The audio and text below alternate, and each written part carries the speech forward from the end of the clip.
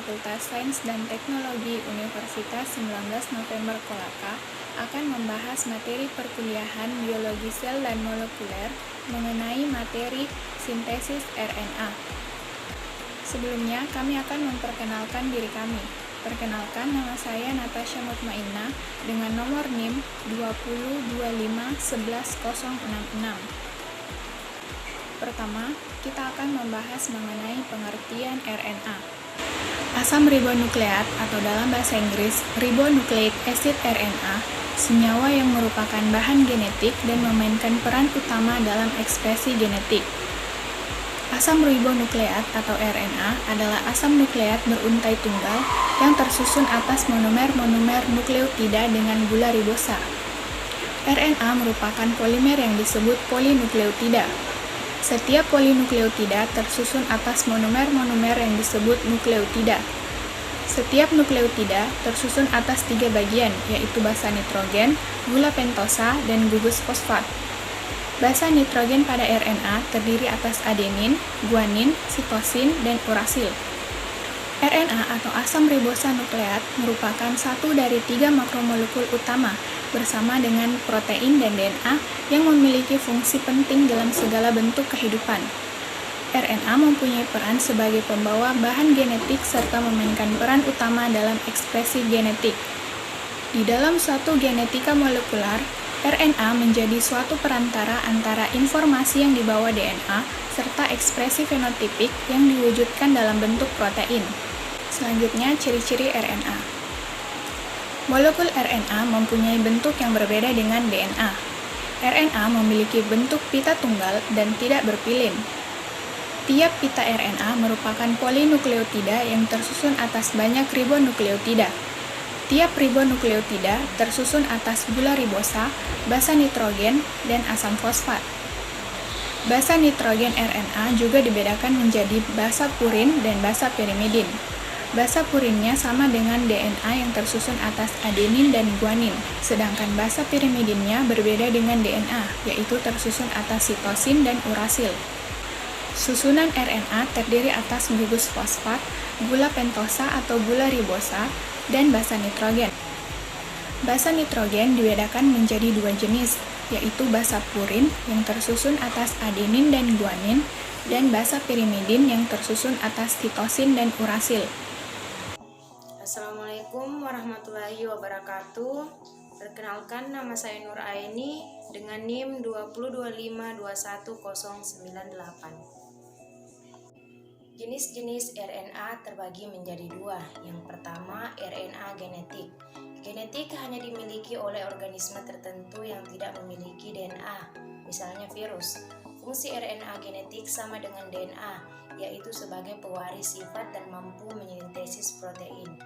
RNA genetik memiliki fungsi yang sama dengan DNA, yakni merupakan molekul genetik yang secara keseluruhan bertanggung jawab dalam membawa segala materi genetis, seperti yang dimiliki DNA, seperti pada beberapa jenis virus.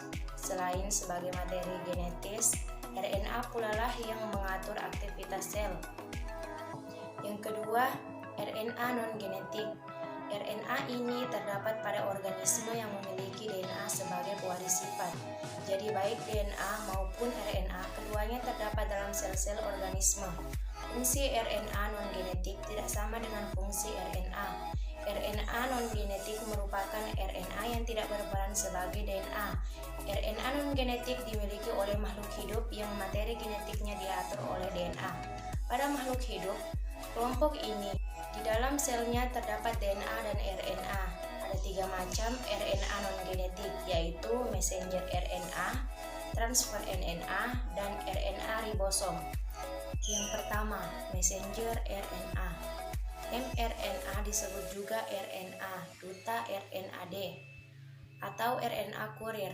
mRNA merupakan RNA terpanjang yang terbentuk pita tunggal.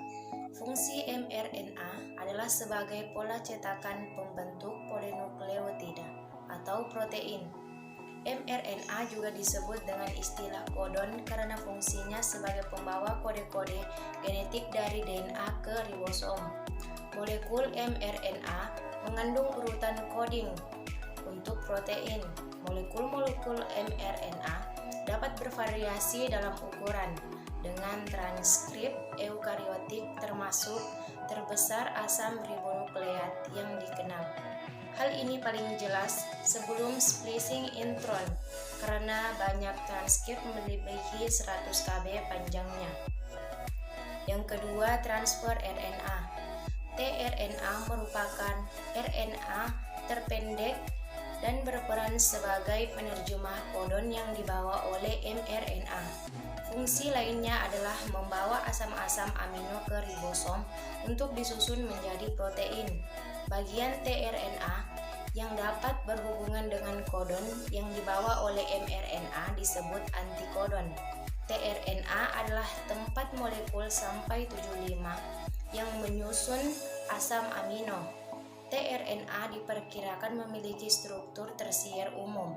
Struktur berdasarkan analisis difraksi sinar X ditampilkan di bawah. Analisis urutan tRNA menunjukkan struktur sekunder daun semanggi yang dibentuk oleh daerah basis pairing antara bagian untai RNA. Dengan daun semanggi ini melipat ke dalam struktur 3 dimensi. Yang ketiga, ribosom RNA. rRNA merupakan RNA dengan jumlah terbanyak. Strukturnya berupa pita tunggal yang tidak bercabang dan fleksibel. rRNA diduga mempunyai fungsi menyusun ribosom dan membantu dalam proses sintesis protein. Molekul RNA ribosom terdiri dari 65-70% dari massa ribosom yang bertanggung jawab untuk sintesis protein. Ribosom merupakan organel yang sangat besar. Ribosom prokariotik memiliki berat molekul sekitar 2,5 juta, sedangkan eukariotik ribosom memiliki berat molekul sekitar 4 juta. Peran fungsi RNA. Yang pertama, perantara antara DNA dan protein dalam proses ekspresi genetik. Karena ini berlaku untuk semua organisme hidup. Dalam peran ini, RNA diproduksi sebagai salinan kode urutan basa nitrogen DNA dalam proses transkripsi. Kode urutan basa ini tersusun dalam bentuk triplet, 3 urutan basa, N, yang dikenal dengan nama kodon. Setiap kodon berelasi dengan satu asam amino atau kode untuk berhenti. Monomer yang menyusun protein. RNA merupakan bahan genetik universal sebelum organisme hidup memakai DNA. Fungsi yang sama dengan DNA, yakni merupakan sebagai molekul genetik yang secara keseluruhan bertanggung jawab dan membawa segala materi genetis. Yang kedua, bagi virus RNA merupakan bahan genetik dan berfungsi sebagai penyimpan informasi genetik, sebagaimana DNA pada organisme hidup lain. Yang ketiga, RNA berfungsi sebagai enzim ribosim yang dapat mengklasis formasi RNA-nya sendiri atau molekul RNA lain.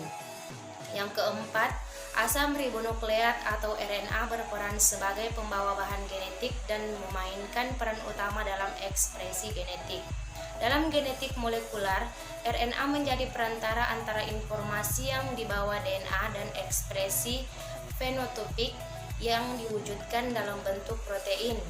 Yang kelima, RNAD bertugas atau berfungsi menerima informasi atau keterangan genetik dari DNA. Proses ini dinamakan transkripsi dan berlangsung dalam sel. Yang keenam, RNAP berfungsi mengikat asam amino yang terdapat dalam sitoplasma. Sebelum dapat diikat oleh RNAP, asam amino bereaksi dahulu dengan ATP, adenosin trifosfat, agar berenergi dan aktif. RNAP membawa asam amino yang diikat itu ke ribosom. Disinilah berlangsung perubahan informasi genetik yang dinyatakan oleh urutan basa dari RNAD. Keurutan asam amino dalam protein yang dibentuk. Proses ini dinamakan translasi. Yang ketujuh, RNAR berfungsi mengintesis protein dan dengan menggunakan bahan asam amino. Proses ini berlangsung di dalam ribosom dan hasil akhir berupa polipeptida. Bismillahirrahmanirrahim. Assalamualaikum warahmatullahi wabarakatuh. Saya Nur Hikmah dengan NIM 202531134. Sintesis RNA. Enzim yang diperlukan dalam transkripsi DNA menjadi RNA adalah RNA polimerase. Reaksi enzimatik tersebut menghasilkan polimerase RNA dan ribonukleotida. Sekuen nukleotida pada DNA merupakan tempat atau cetakan untuk membuat sekuen nukleotida pada RNA. RNA polimerase ada yang tidak membutuhkan tempat atau cetakan seperti poli A. Polimerase yang penting dalam ekspresi gen. Penambahan nukleotida pada saat sintesis RNA mengikuti aturan pasangan basa. A berpasangan dengan U, G berpasangan dengan C. Setiap penambahan satu nukleotida, B dan Y fosfat dihilangkan dari nukleotida yang baru datang, dan gugus hidroksil dihilangkan dari ujung B karbon pada nukleotida.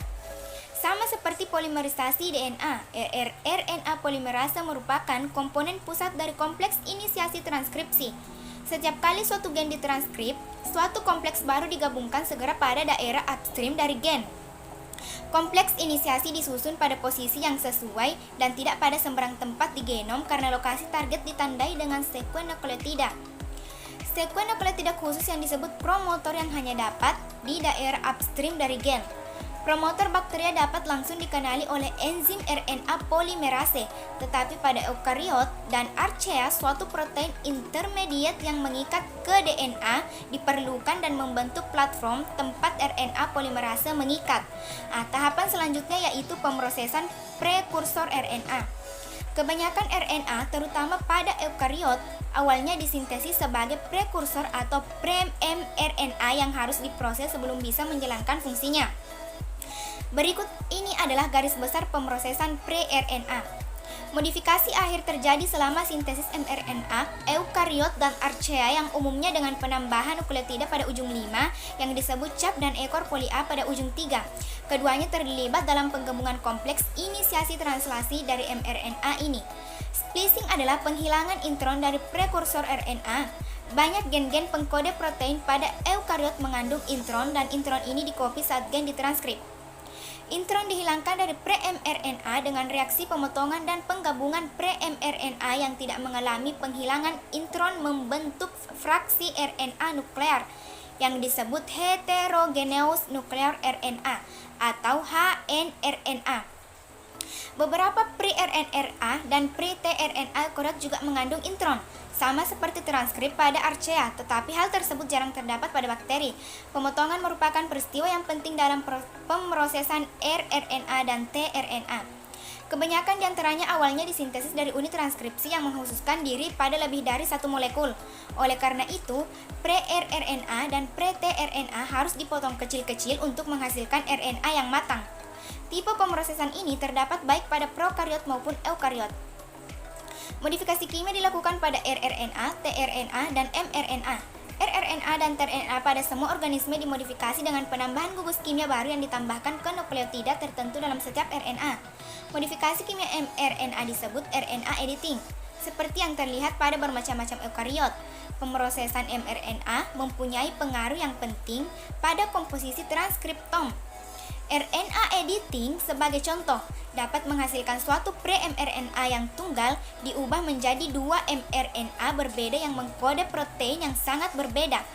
Peristiwa itu nampaknya tidak umum, tetapi splicing alternatif di mana satu pre-mRNA menghasilkan dua atau lebih mRNA dengan cara penggabungan ekson dengan kombinasi yang berbeda.